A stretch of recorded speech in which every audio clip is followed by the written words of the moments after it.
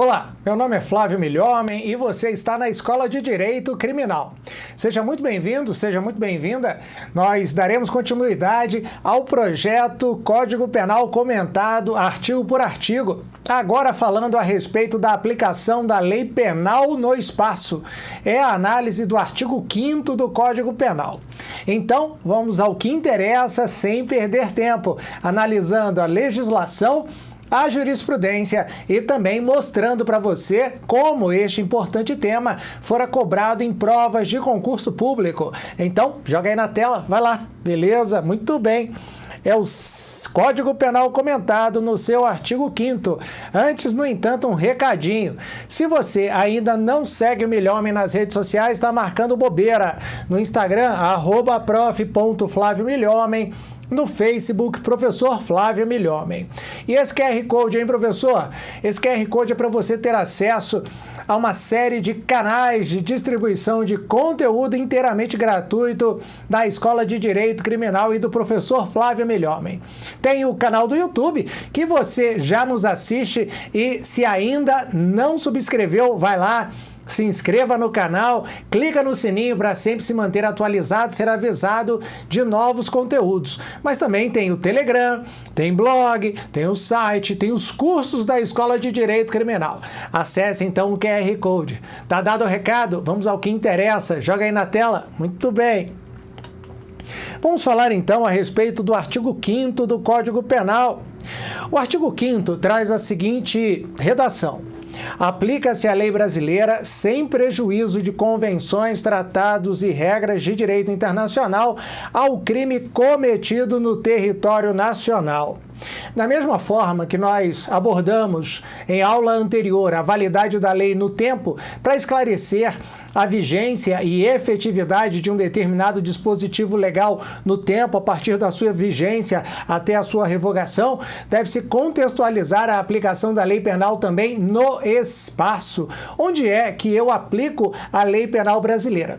E a regra por excelência para a definição da aplicação da lei penal no mundo todo, não só no Brasil, é o princípio da territorialidade. Ou seja, no território brasileiro, aplica-se a lei brasileira. É óbvio, decorre da soberania, mas aqui nós temos outros pontos interessantes a serem explorados. O que pode ser considerado como território? É tão somente a faixa territorial terrestre brasileira, ou o mar territorial, o espaço aéreo correspondente ao solo e o espaço aéreo correspondente ao mar territorial também seriam considerados território brasileiro. E as aeronaves e também navios mercantes e navios de guerra brasileiros são ou não são território brasileiro? Bom, o legislador, para não deixar dúvidas a respeito da correta interpretação e aplicação da lei penal no espaço, traz nos parágrafos 1º e 2º do artigo 5º essa definição. Vamos acompanhar. Joga aí na tela. Muito bem.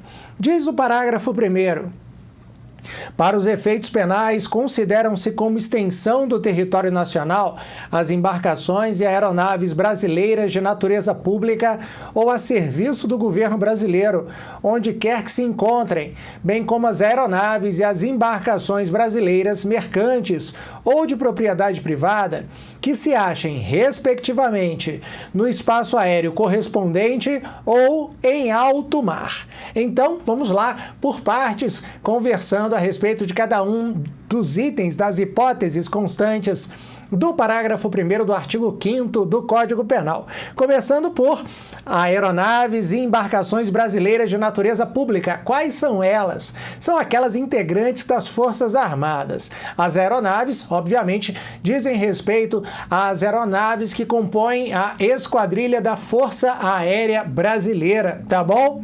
E as embarcações são os navios, vasos de guerra que compõem a esquadra da Marinha Brasileira, da Marinha de Guerra Brasileira, tá? A exemplo do porta-aviões multipropósito Bahia.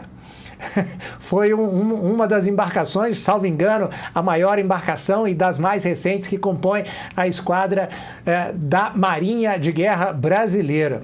Essas embarcações e aeronaves públicas, onde quer que se encontrem no mundo, são consideradas território brasileiro. Beleza?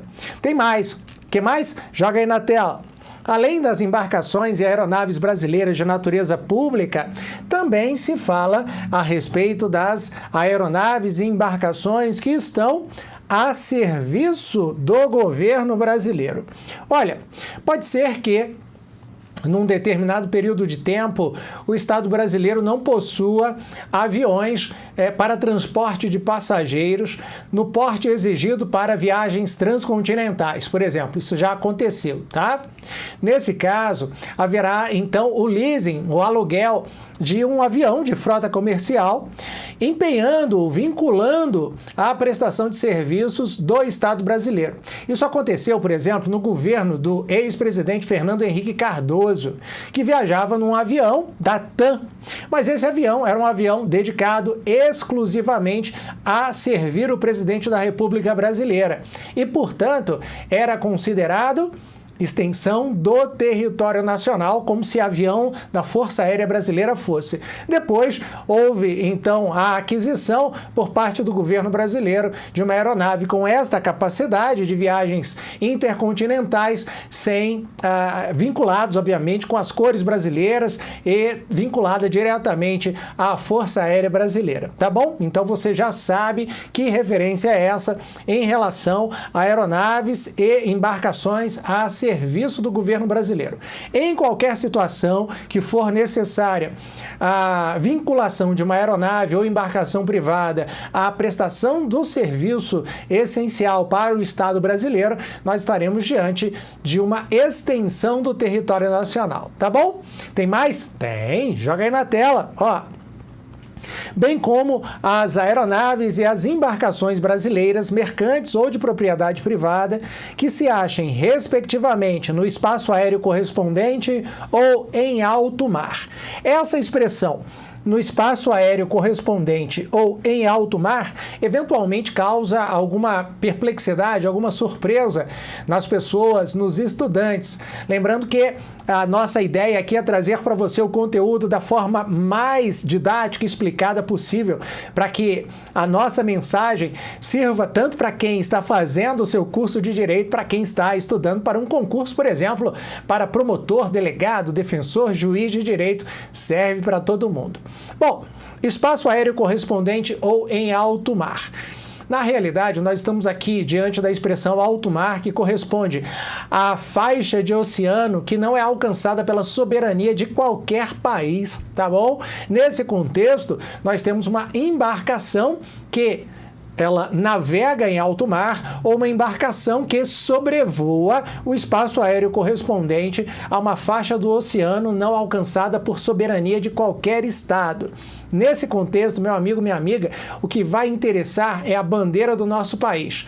A embarcação, tá? O navio cargueiro, aquele de container que faz o transporte de mercadorias, de grãos, de petróleo brasileiro para fora, que se encontra em alto mar, é considerado uma extensão do território brasileiro, tá bom?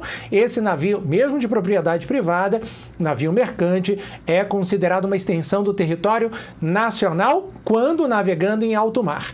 E da mesma forma, o avião de propriedade privada de uma grande companhia brasileira, por exemplo, que sobrevoa o espaço aéreo correspondente àquela faixa de oceano que não é alcançada pela soberania de qualquer país, também será considerada extensão do território nacional. Porque, do contrário, como é que se julgaria eventual crime cometido a bordo de uma embarcação ou a bordo de uma aeronave que sobrevoa o espaço aéreo correspondente ao alto mar, já que não pertence aquele determinado espaço aéreo a qualquer país? Ficaria no limbo? É o Triângulo das Bermudas? Não. Nesse contexto, regras internacionais, nós aplicaremos a lei penal brasileira ao crime eventualmente cometido, por exemplo, a bordo de uma aeronave comercial brasileira que sobrevoa o espaço aéreo correspondente ao alto mar, tá? O mesmo em relação ao navio mercante, beleza? Bora continuar, joga aí na tela. Bora porque agora tem o parágrafo 2º do artigo 5º, que diz o seguinte: é também aplicável a lei brasileira aos crimes praticados a bordo de aeronaves ou embarcações estrangeiras de propriedade privada, achando-se aquelas em pouso no território nacional ou em voo no espaço aéreo correspondente e estas em porto ou mar territorial do Brasil.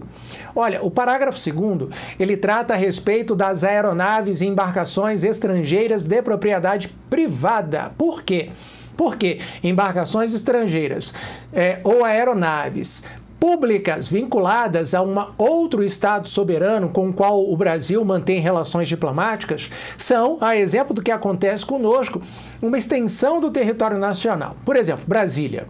Brasília é a sede de todas as embaixadas dos países com os quais o Estado brasileiro se relaciona diplomaticamente.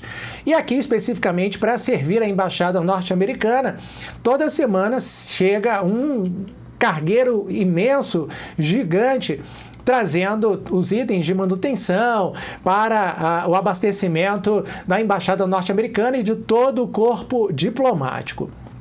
Pois bem, este avião é considerado uma extensão do território norte-americano em território brasileiro, tá bom?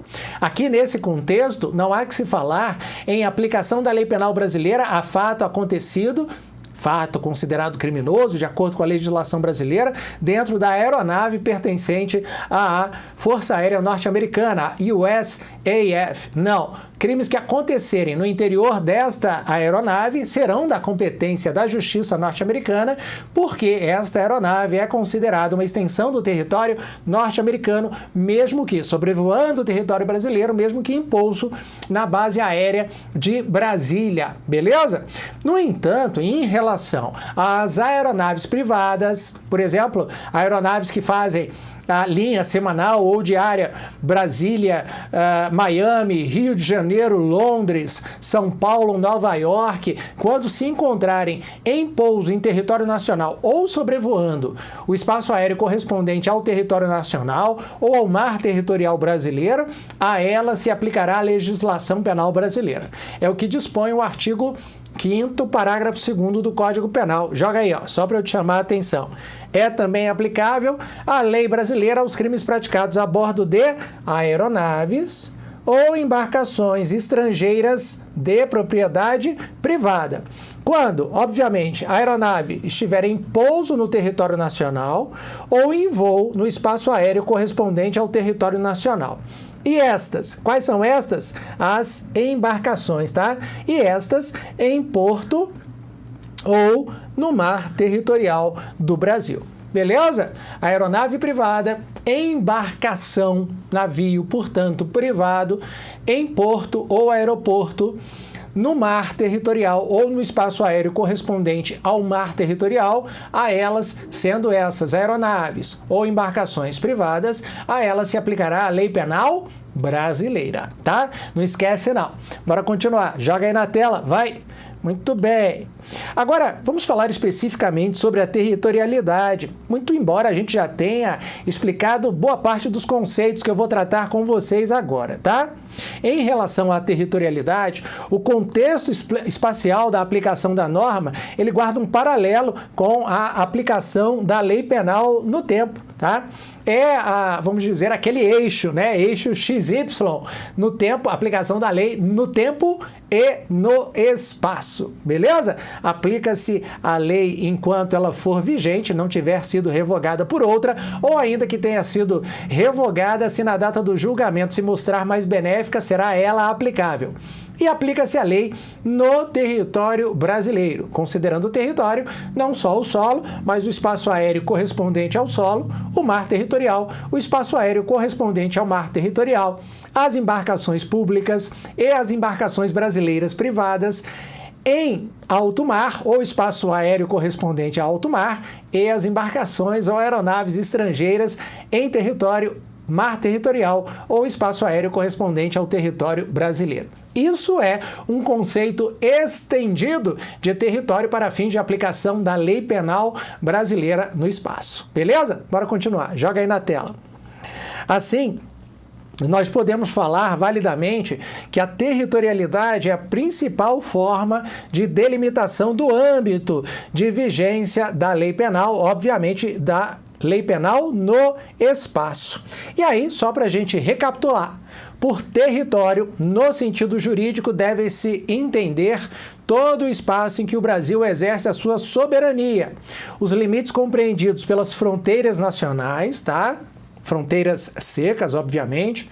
O mar territorial brasileiro, para quem não tem ideia, é a faixa que compreende o espaço de 12 milhas contadas da faixa litorânea média. Esse é o mar territorial, tá? É aquele que representa o exercício da soberania do Estado brasileiro. Existe um outro conceito, que é a área de exploração econômica, onde se assegura ao Estado brasileiro a exclusividade na exploração econômica, mas aqui a gente está falando de extensão territorial para fins de aplicação da lei. E no que diz respeito à definição do mar territorial, nós temos essa delimitação prevista em lei número 8.617 de 93, que corresponde a 12 milhas contadas da faixa litorânea média do Brasil. Esse é o mar territorial, beleza? Bora continuar, joga lá! Além disso, todo o espaço aéreo subjacente ao nosso território físico e ao mar territorial nacional. É o chamado princípio da absoluta soberania do país subjacente, previsto no Código Brasileiro de Aeronáutica. Bom, também é considerado território brasileiro aeronaves e embarcações brasileiras privadas em qualquer lugar que se encontrem, salvo em mar territorial estrangeiro ou sobrevoando território estrangeiro, brasileiras públicas onde quer que se encontrem, estrangeiras privadas no mar territorial brasileiro ou no espaço aéreo correspondente ao território brasileiro. E aí, deixando de lado essa conceituação, interpretação do conceito estendido de território, eu tenho uma perguntinha para te apresentar. O conceito de territorialidade para fins de aplicação da lei penal, ele é absoluto ou ele admite exceções? Eu explico. Há alguma hipótese onde não se deixará de aplicar a lei penal brasileira para um fato considerado crime cometido em território brasileiro? Bom, essa interpretação é feita a partir da própria redação do artigo 5º do Código Penal e eu te mostro agora. Joga lá. O artigo 5º, e eu inclusive já deixei grifado para você, destacado para você com a canetinha chamadora de atenção do milhomem, ele fala a respeito da aplicação da lei penal brasileira no território nacional, mas traz essa expressão, sem prejuízo de convenções, tratados e regras de direito internacional. Sem prejuízo de convenções, tratados e regras de direito internacional. Como eu devo interpretar essa referência, essa expressão, sem prejuízo de convenções, tratados e regras de direito internacional? Bom, você sabe que o Brasil faz parte de um sistema internacional, de uma rede internacional de proteção de direitos humanos, de uma rede internacional de prevenção e combate às condutas criminosas, os chamados crimes transnacionais, e assume compromissos com outros estados soberanos, por meio da assinatura de convenções e tratados internacionais, baseado principalmente num princípio de direito internacional, que é o chamado princípio da reciprocidade. Ou seja, eu te asseguro um direito e uma garantia, e em contrapartida, você, Estado soberano, signatário da mesma convenção, me assegurará esse direito e garantia.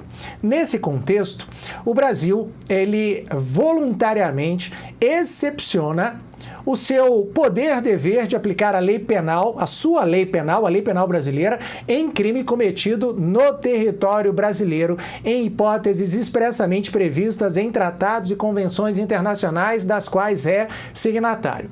Uma das hipóteses mais comuns é aquela prevista na Convenção de Viena, que assegura aos representantes diplomáticos de países estrangeiros a chamada imunidade diplomática. Para que serve a imunidade diplomática? Para se assegurar ao representante diplomático estrangeiro a liberdade para o exercício dos interesses do seu país de origem no território brasileiro. Imagine que um diplomata com interesses comerciais pudesse sofrer algum tipo de pressão, por exemplo, com a ameaça de aplicação da prisão a si ou a algum de seus familiares. Ele não teria essa liberdade necessária para defender, sustentar os interesses do seu país, do país do qual ele é nacional, no Estado brasileiro. Da mesma forma, se assegura ao representante diplomático brasileiro em território estrangeiro essa garantia. Essa garantia é uma garantia que não se limita à figura do diplomata, mas também à sua família próxima, tá? Esposa ou marido, filho e filha. Nesse contexto, a imunidade diplomática impede que um diplomata estrangeiro em território brasileiro, aqui acreditado, que cometa uma conduta descrita como crime em território brasileiro, ele não poderá ser alcançado nem pela legislação material, ou seja, pelo direito penal, e nem pela legislação processual penal, tá? Por exemplo, com uma medida cautelar em território nacional. Eu vou citar um exemplo que acontecera em Brasília, lembrando a vocês que Brasília é a sede onde onde se encontram as representações diplomáticas que mantêm relações com o Brasil, tá? Um embaixador de um país do Oriente Médio, da Pérsia, na realidade, iraniano, ele fora flagrado se aproveitando, passando a mão em crianças numa piscina de um clube de Brasília, tá? Obviamente, ele não pode ser preso, porque, em razão da imunidade diplomática, a lei processual penal brasileira não o alcança. Ele não poderá aqui ser condenado, porque a lei penal brasileira, a pena prevista na legislação penal brasileira não poderá lhe ser aplicada. O que pode acontecer com esse cidadão?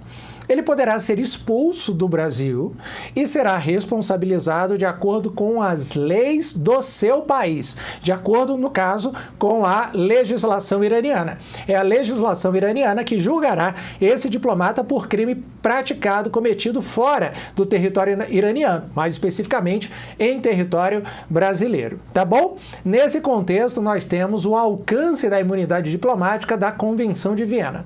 Um outro exemplo que eu trouxe para vocês é do Estatuto de Roma. O Estatuto de Roma é convenção internacional que reconhece a competência do Tribunal Penal Internacional, que se encontra na Holanda, na cidade de Haia, e que é responsável pelo julgamento de pessoas acusadas de crimes contra a humanidade, crimes de guerra, crimes de genocídio, de limpeza étnica, tá bom? Nesse contexto, deixar-se-á de aplicar a lei penal brasileira a crime cometido em território brasileiro por se reconhecer a competência do Estatuto de Roma, tá? Eventualmente pode ser que exista a incidência simultânea da legislação brasileira e da legislação internacional. E aí, obviamente, haverá uma compensação. Mas se reconhece aqui a hipótese de se deixar de aplicar a lei penal brasileira para que se aplique a Convenção Internacional, o Estatuto de Roma, do qual o Brasil é signatário. Assim, você deve entender e interpretar a expressão sem prejuízo de convenções, tratados e regras de direito internacional. Combinado?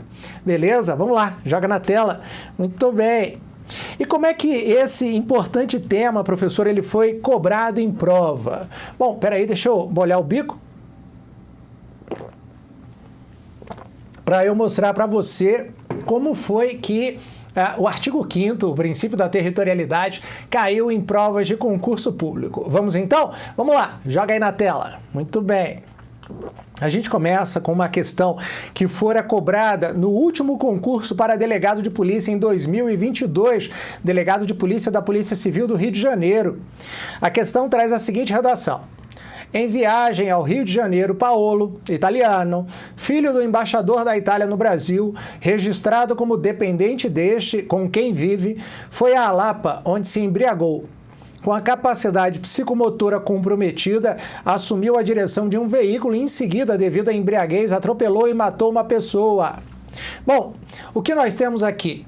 Um crime praticado pelo filho do embaixador italiano acreditado em território brasileiro, declarado perante o Ministério das Relações Exteriores como dependente do diplomata italiano. Você já sabe, o diplomata italiano tem imunidade diplomática. Crimes praticados por ele não são alcançados pela lei penal brasileira, nem pela lei processual penal brasileira. Em outras palavras, ele não pode ser preso, nem em flagrante, nem em prisão preventiva. A única coisa que pode acontecer é ele ser expulso.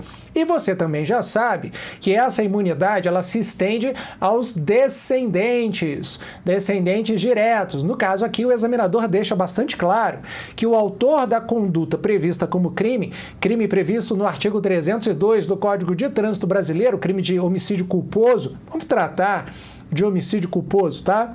Ele fora praticado pelo Paolo, filho do imigrante italiano. E aí, o filho do diplomata italiano, o Paolo, filho do diplomata italiano, vai ser punido de acordo com a lei brasileira? Vai ser preso? Vamos dar uma olhada nas hipóteses? Joga aí na tela, vai lá. Letra A. Paolo não possui imunidade diplomática. Então aqui a gente nem precisa continuar a leitura porque sabemos que já está errado, né? Então joga aí, letra A é falsa. Vamos para a próxima. Letra B. Paolo não poderá ser punido pela lei brasileira, pois, salvo em caso de renúncia, possui imunidade diplomática, embora possa ser punido pelas leis do Estado acreditante. Espera aí, vamos passar para a próxima. Joga aí, letra C. Paolo será isento de pena, seja do Brasil, seja no Estado acreditante. E aí, letra C, já marca aí que está errado. Por quê? Porque ele não pode ser punido no Brasil, mas ele será responsabilizado de acordo com a legislação italiana pelo crime cometido em território brasileiro. Então, letra C está errada, já marca aí a letra C. Letra D. Embora Paolo possua imunidade diplomática, excetuada a hipótese de renúncia, ela se restringe aos atos de ofício. E aí, o que são atos de ofício? São os atos próprios da atividade diplomática em território brasileiro. Mas o Paolo não é diplomata é o seu pai. E não existe essa limitação da imunidade diplomática ao exercício de atos de ofício. Portanto, letra D está errada. Joga aí na tela. Letra D. E aí, por fim, letra E.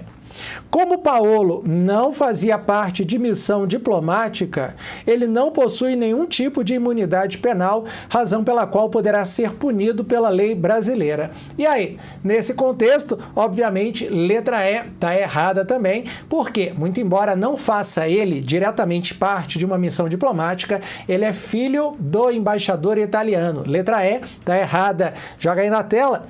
E, portanto, sobra-nos como resposta da questão a letra B de bola. Paolo não poderá ser punido pela lei brasileira, pois possui imunidade diplomática, embora possa ser punido pelas leis do Estado acreditante, beleza? Portanto, pela legislação italiana. Foi assim que o tema fora cobrado, o artigo 5º fora cobrado no concurso para delegado da Polícia Civil do Rio de Janeiro em 2022. Vamos ver mais uma questão. Joga aí. A próxima questão que a gente vai ver foi objeto de arguição pelo examinador do concurso para promotor de justiça do Ministério Público do Mato Grosso do Sul em 2018. E naquele concurso foi perguntado o seguinte: a lei penal brasileira é aplicável aos crimes cometidos em aeronaves estrangeiras de propriedade privada que estiverem sobrevoando o espaço aéreo brasileiro.